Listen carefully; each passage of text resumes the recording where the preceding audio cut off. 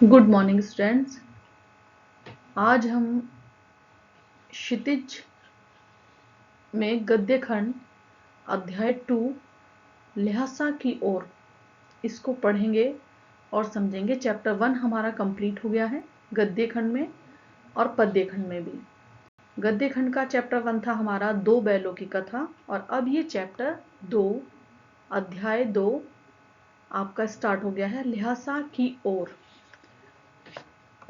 इसके रचयिता हैं जिनका नाम है राहुल सांकृत्यायन। ध्यान से पढ़ेंगे, देख लो सामने पिक्चर्स है, पिक्चर आ रही है इनकी।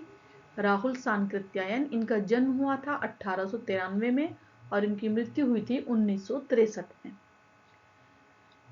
अब पहले चैप्टर को शुरू करने से पहले हम थोड़ा सा लेखक के जीवन परिचय देंगे।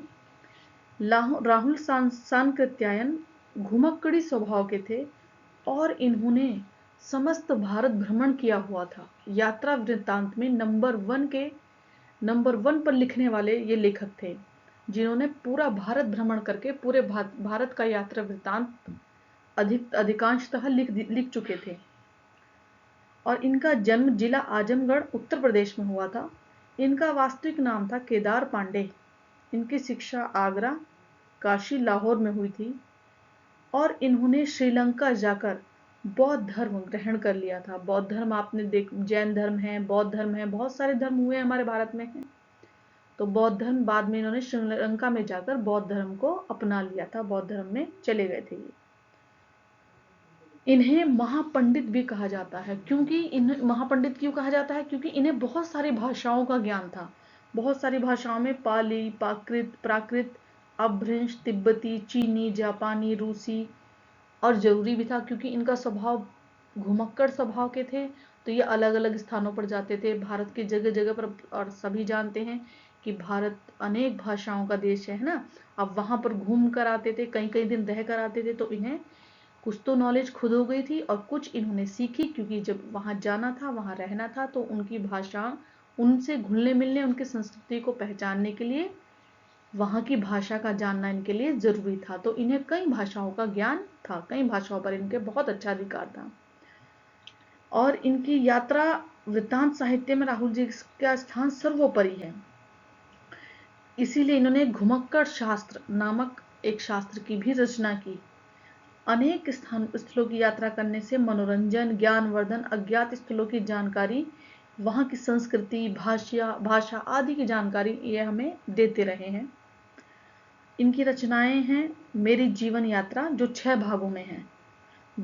दर्शन दिग्दर्शन, 22वीं सदी, वोल्गा से गंगा, भागो नहीं तो दुनिया को बदलो, घुमक्कड़ शास्त्र आदि और अन्य भी हैं पाठ। अब ये तो था इनका जीवन परिचय।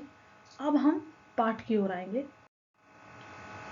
जिसका नाम है हमारा ल्हासा की ओर। तो सबसे पहले तो हम ल्हासा को समझ लेंगे कि ल्हासा तिब्बत का, यहाँ पर तिब्बत यात्रा करने के लिए कहा जाता है। तिब्बत का ही एक राज्य है, तिब्बत की राजधानी है ल्हासा। तो ल्हासा की ओर चलते हुए कवि ने वहां का सारा यात्रा वृत्तांत इसमें अपनी लेखनी से करबद्ध किया है। तो ये देखेंगे हम कि जिस समय इन्होंने ये पाठ लिखा, उस समय भारतीयों को तिब्बत यात्रा की अनुमति नहीं थी। ऐसा नहीं था कि कोई भी, मेरा मन किया तो मैं तिब्बत घूमने चली जाऊं, आपका मन किया तो आप तिब्बत घूमने चले जाएं, नहीं।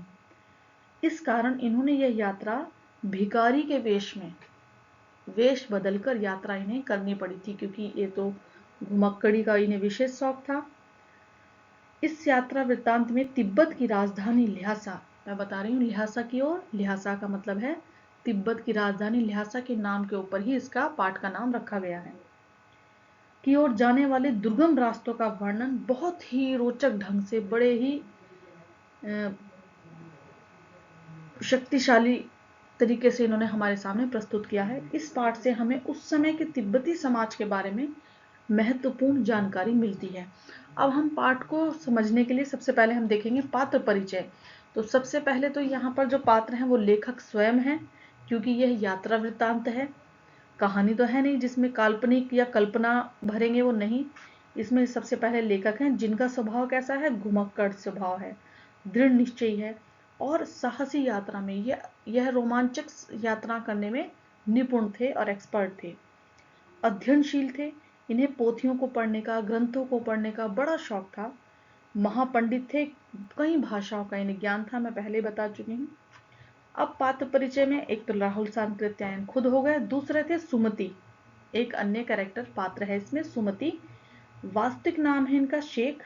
एक मंगोल भिक्षु है, मंगोल जाति है, उसके भिक्षु यानी भिक्षा मांगने वाले, स्थानीय स्तर पर लोकप्रिय व्यक्ति, और ये तिब्बत के बहुत लोकप्रिय व्यक्तियों में से एक थे। और इनकी प्रवृत्ति कैसी थी, धार्मिक प्रवृत्ति के थे, मिलनसार थे, स्नेही थे स्वभाव से। दूसरा व्यक्ति आया है नमसे, जिनका नाम है नमसे, बौद्ध भिक्षु हैं, बौद्ध भिक्षा मांगते हैं, विनम्र हैं स्वभाव से, भद्र पुरुष हैं, जेंटलमैन हैं, स्नेही हैं और शेखर विहार की खेती के मुखिया हैं। शेखर विहार जगह का नाम है और वहां पर जो खेती होती है वहां पर ये मुखिया हैं। ठीक है, तो ये था हमारा पाठ परिचय। अब हम आएंगे पाठ का सार, समझेंगे कि पाठ में क्या क्या है। तो ल्हासा की ओर जो है तिब्बत जाने के दुर्गम रास्तों का रोमांचकारी वर्णन है। नेपाल तिब्बत मार्ग नेपाल से तिब्बत आने जाने का मुख्य मार्ग है। यह तत्कालीन समय में व्यापारिक रास्ता ही नहीं, सैनिक रास्ता भी था, इसलिए चारों ओर फौजी चौकियां और किले थे जिनमें चीनी पलटने रहती थी। आज उन्हीं किलों में किसानों ने अपना बसेरा बसा लिया है। अब तिब्बत की यात्रा का हमें सामान्य बात ये समझनी है कि जो ल्हासा की ओर नामक पाठ है, इसके लेखक राहुल सांकृत्यायन हैं और इन्होंने तिब्बत के विषय में, वहां के जनजीवन पर, वहां के रास्तों पर, वहां के भौगोलिक स्थिति का हमें जानकारी दी है। तो अब हम समझेंगे कि तिब्बत का सामाजिक जीवन कैसा था। ठीक है, तो अब ध्यान से सुनेंगे। तिब्बत का जो सामाजिक जीवन था, यहाँ पर जाति पाति, जो जात पात का हम चारों तरफ बोलबाला देखते हैं, वो बिल्कुल नहीं था। तिब्बत में जाति पाति, छुआछूत बिल्कुल नहीं थी। औरतें, पर्दा प्रथा या औरतों को लेकर जो भ्रमिक रूढ़िवादिता थी वो नहीं थी वहां पर।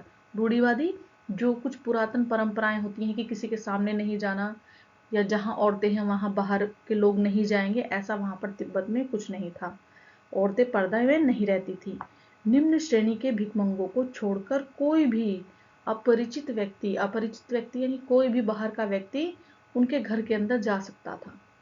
जो साधु सन्यासी थे, अतिथि थे, अगर वो बहुत ही ज्यादा बिल्कुल पागल की स्थिति वाले होते हैं मांगने वाले, उनको तो एक तरफ कर दो, बाकी जो ठीक ठाक होते थे, मांगने वाले हों, भिक्षुक हों, सन्यासी हों या अतिथि हों, वो सब घर के अंदर आसानी से आ जा सकते थे, कोई पर्दा परहेज नहीं था।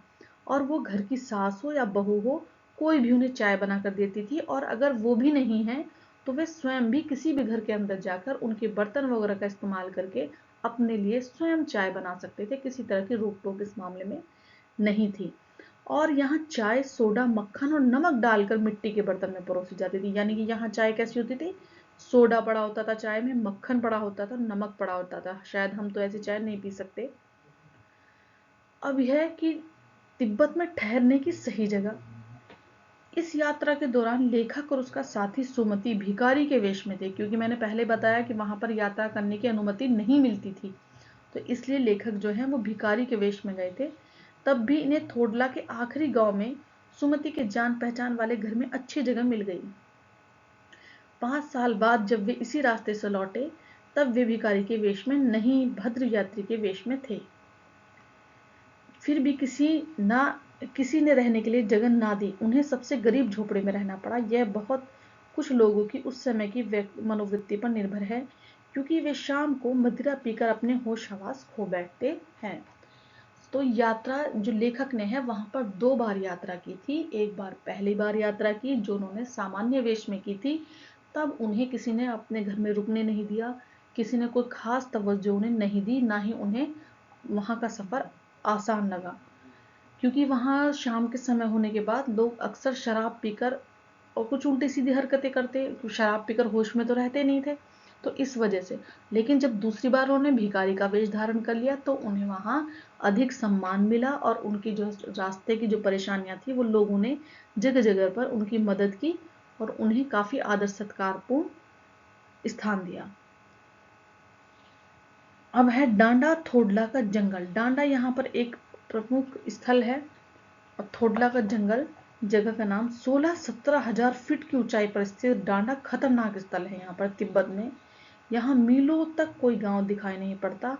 यह डाकुओं का स्थान है, डाकुओं के लिए बड़ा सुरक्षित, जैसे कि चंबल की घाटियां समझ लो इधर की तरफ, ऐसे ही वहां पर डांडा जिसका नाम था ये ऊंचाई पर था और इसमें डाकू बड़े सुरक्षित, आराम से उन्हें छुपने की जगह मिल जाती होगी, ऐसा भयानक ऊंचा नीचा स्थान होगा। ये पहले यहाँ पर व्यक्ति को मार देते, बाद में उसे लूट लेते। चाकू बंदूक आदि रखना वहां पर आम बात थी। सरकार भी पुलिस पर खर्चा नहीं करती थी, यानी क्योंकि पुलिस प्रशासन का कोई योगदान वहां के सामाजिक नियमों में या प्रबंध को नहीं देखता था। लेखक और सुमिति को जहां भी खतरा लगता वे टोपी उतारकर भीख मांगने लगते, यानी उन्हें लगता कि कोई लूटने हो सकता है, सामने वाला जो आ रहा है व्यक्ति लूट सकता है, तो तुरंत ही भिखारी की तरह एक्टिंग करनी शुरू कर देते, जिससे कि उन्हें कोई लूट ना ले या मारे ना। अगले दिन दोनों को लटकोर पहुंचना था। दोपहर को वो डांडे पहुंचे। डांडा यानी स्थान का नाम मैंने बताया अभी।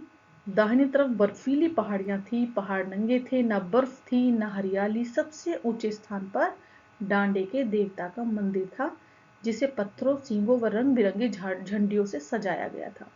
डांडा यानी कि ऐसा स्थल जहां पर डाकू वगैरह सुरक्षित रहते थे और दुर्गम घाटी था, एक तरह से दुर्गम घाटी, और वहां पर एक डांडे के देवता का मंदिर भी था जहां लोगों की आस्था थी और वहां वो जोर शोर से पूजा पाठ किया करते थे। और वहां की सजावट कैसे होती थी, पत्थरों को, रंग बिरंगे पत्थरों को सजाकर रंग बिरंगी झंडियों से, कागज की व जानवरों के सींगों से वहां की सजावट मंदिर की जाती थी। तो बहुत ज्यादा टिपिकल नहीं है। अब जब नीचे आए लेखक तो क्या हुआ, लेखक व सुमिति जब नीचे उतरने लगे तो घोड़े के धीरे चलने के कारण लेखक क्या हुआ, अपने मित्रों से भटक गए, मित्रों से अलग हो गए और दाएं रास्ते पर जाने के बजाय बाएं रास्ते पर चल पड़े। 1.5 मील चलने पर उन्हें पता चला कि रास्ते ने 1.5 मील जब वो चल लिए तब उन्हें लगा कि मैं रास्ता भटक गया हूँ, और फिर वो वापस आए, जिससे उन्हें डबल रास्ता पड़ा और उन्हें 4-5 बज गए। सुमति दूसरी तरफ सुमिति था, क्योंकि सुमति और वो आपस में बिछड़ गए थे। वो वहां पर उनका इंतजार कर रहा था और वह उसे गुस्सा आ रहा था। सुमति ने गुस्से में कहा कि 2 टोकरी कंडे, उसने उनके इंतजार देखते देखते 2 कंडे, कंडे किसे कहते हैं, गोबर के जो मोपले बनाते हैं ना गाय के गोबर के, वो फूंक डाले और 3-3 बार चाय गर्म करने बोले, मैं पी चुका हूँ, तब तुम इतनी देर से लगाकर कहाँ से आ रहे हो।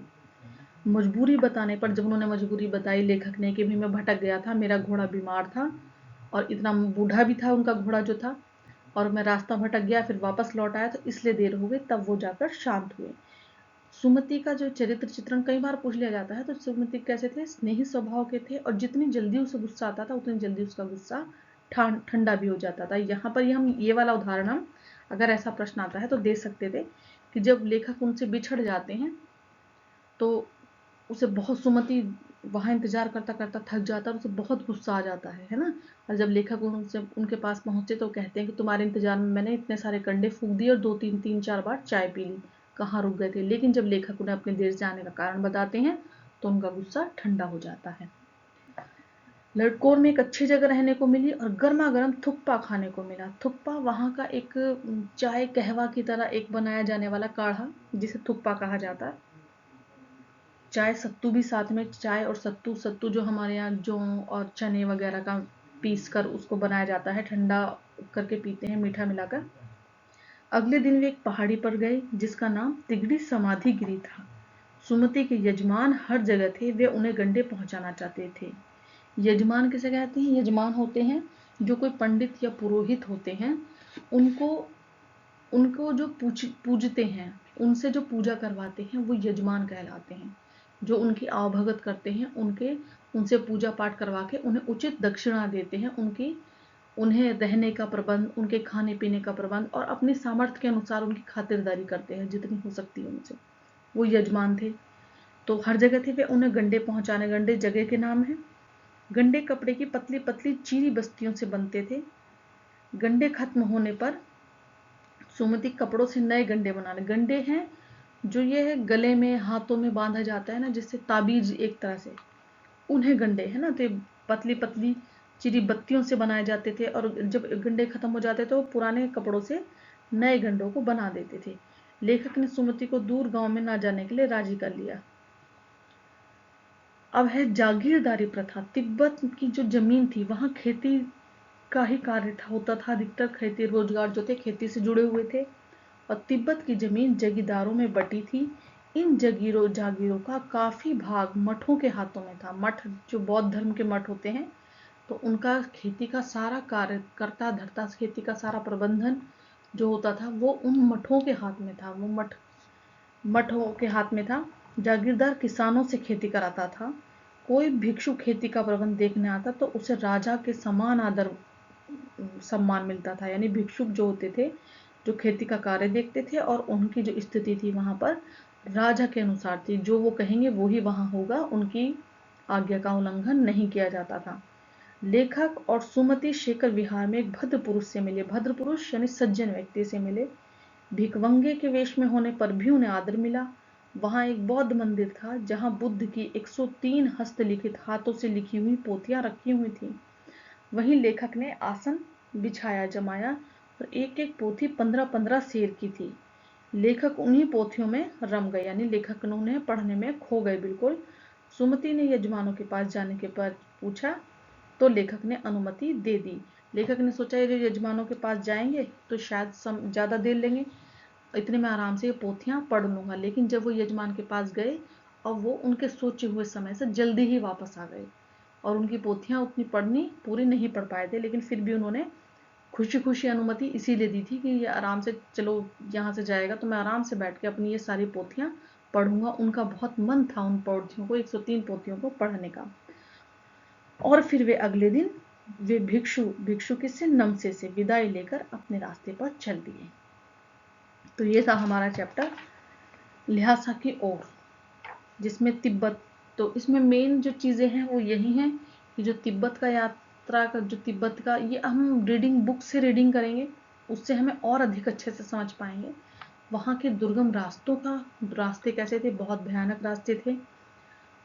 और जो डांडा एक स्थान का नाम, मुख्य स्थान है वहां पर, डांडे के देवता उनकी सींगों से, जानवरों के सींगों से रंग बिरंगी कटिंग करके, कागज के रंग बिरंगे उनसे पेपर से उसकी सजावट की जाती थी, रंगीन पत्थरों से सजावट की जाती थी।